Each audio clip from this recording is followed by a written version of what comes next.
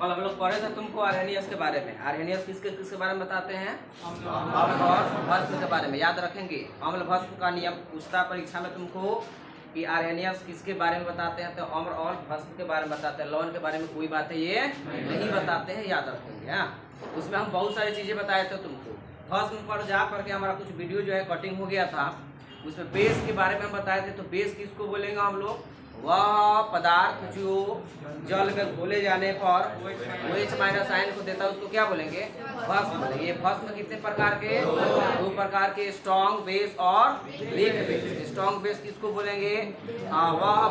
वह भस्म जिसे जल में डालने पर उसका विघटन जो है 100% हो जाए या पूर्णतः टूट करके OH- आयन को देता है, उसको क्या बोलेंगे?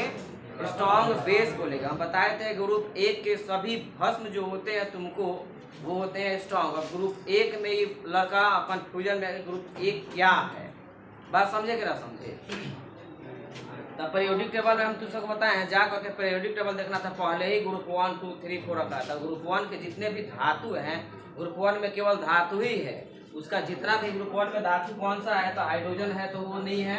लिथियम है, सोडियम है, पोटेशियम है, रुबिडियम है। तो ये तो रेडियो सक्रिय में चल जाएंगे। ये वाले जो होते हैं स्ट्रॉन्ग बेस का फॉर्मेशन करते हैं। ग्रुप 2 वाला भी होता है, थोड़ा सा स्ट्रॉन्ग हुआ करता है, लेकिन सबसे स्ट्रॉन्ग बेस का यही निर्माण करते हैं। ये बन जाएंगे कौन सी?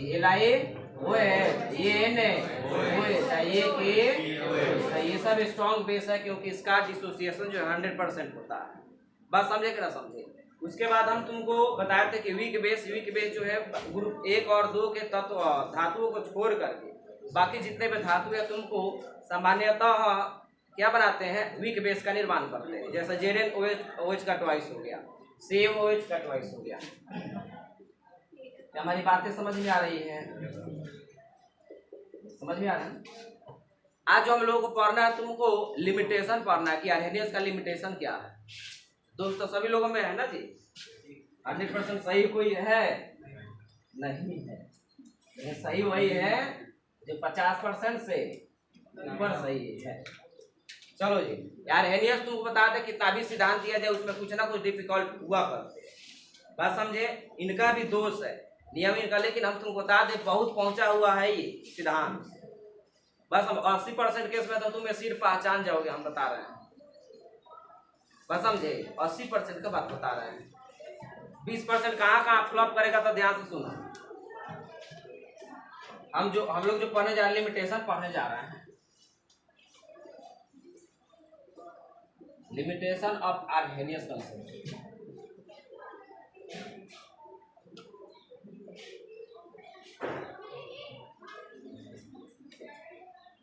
ना आर्हेनियस अवधारणा की दोष क्या है? तो पहला दोष है, तुमको ध्यान से सुनना। पहला जो इनका डिफिकल्ट दोष जो है, वो कहते हैं कि एसिड को जल में ही घोलेंगे तो H+ देगा। जल में घोलने पर H+ दे रहा है तभी एसिड होगा। बात समझेगा? मतलब वहाँ जो है विलायक के रूप में, विलायक मतलब समझ में आता है, जिसमें किसी चीज को हम लोग घुलाते हैं, विलायक समझ में आता है। इधर से इधर से इधर से इधर से टॉयलेट से चल ये खाना खा के चलिए। चलो, अब हम तुमसे पूछे यहाँ कहाँ थे हम? विलायक का मतलब क्या होता है? जिसमें किसी पदार्थ को हम लोग घुलाते हैं वो हो जाता है विलायक, और जिसको घुलाते हैं वो विलेय हो जाता है। तो इसके आर्हेनियस के नियम में विलायक के रूप में, विलायक के रूप में केवल जल ही होना चाहिए।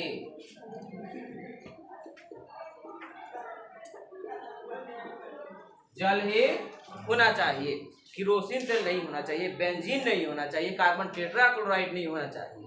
मतलब दूसरा कोई भी पदार्थ अगर होगा तो H2SO4 को अगर तुम डाल रहे हो उसमें, तो ये H+ को नहीं देगा।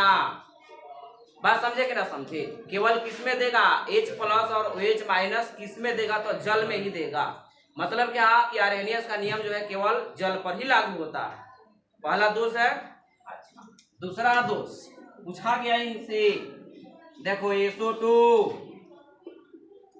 SO3, CO2 आयन हो जाएगा Na2O K2O। ये सब के बारे में तो सुनो ध्यान से, ये जो तीनों दिख रहा है ना, इसको चखा गया तो ये खट्टा लगा। इसका द्रव अवस्था जब लेंगे तो इसको देखा गया तो ये खट्टा लगा, लेकिन आर्हेनियस से पूछा गया कि बताइए खट्टा क्यों लगा, इसको जल में डाल, क्या इससे खट्टा। जब अब बताओ ये आर्हेनियस कहते हैं तुमको कि अम्ल वही होगा जो जल में क्या देगा, H+ आयन को देगा। अब बताओ कि H+ आयन को वही ना देगा जिसके पास हाइड्रोजन है। बोलो इसके पास हाइड्रोजन है क्या?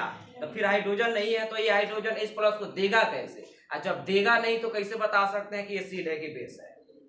बात समझ में आ रही है ना। उसके बाद पूछे इसके बारे में, इसके पास हाइड्रोजन है? नहीं है। इसके पास है?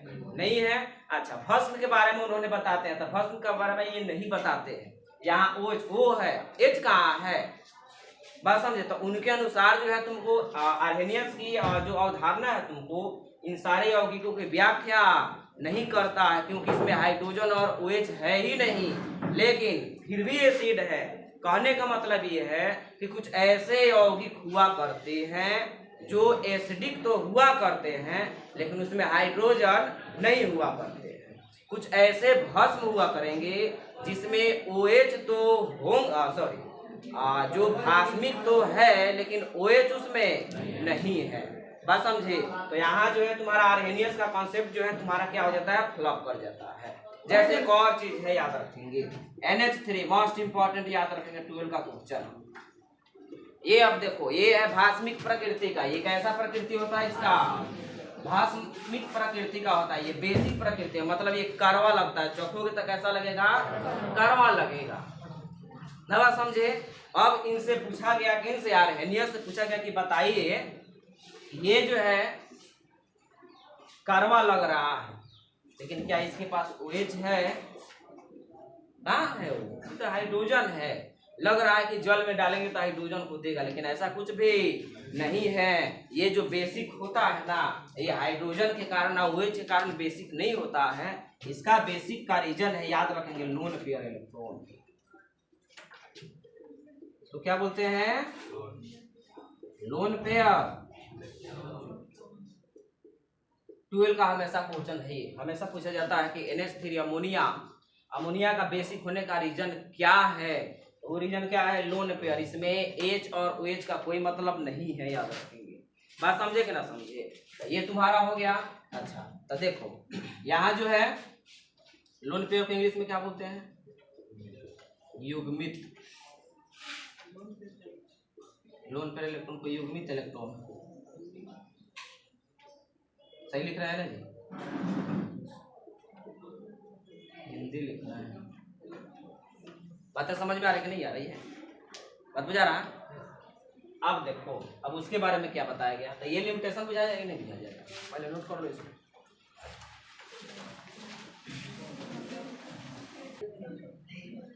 अब इसमें हम तुमसे पूछे, ध्यान से सुनना। तुम कहोगे क्या सर यही एक नियम है आर्हेनियस कॉन्सेप्ट पहचानने का, एसिड बेसिड? नहीं, दो और नियम है। लेविस का नियम, ब्रॉन्स्टेड लॉरी है जो ये सब के व्याख्या करेगा। जल के बारे में सभी लोग जानते हैं, याद रखेंगे कि H2 उदासीन है। हम प्रूफ कर देंगे 11 में जात की H2O जो है अम्लीय होता है और भास्मिक दोनों होता है, याद रखेंगे।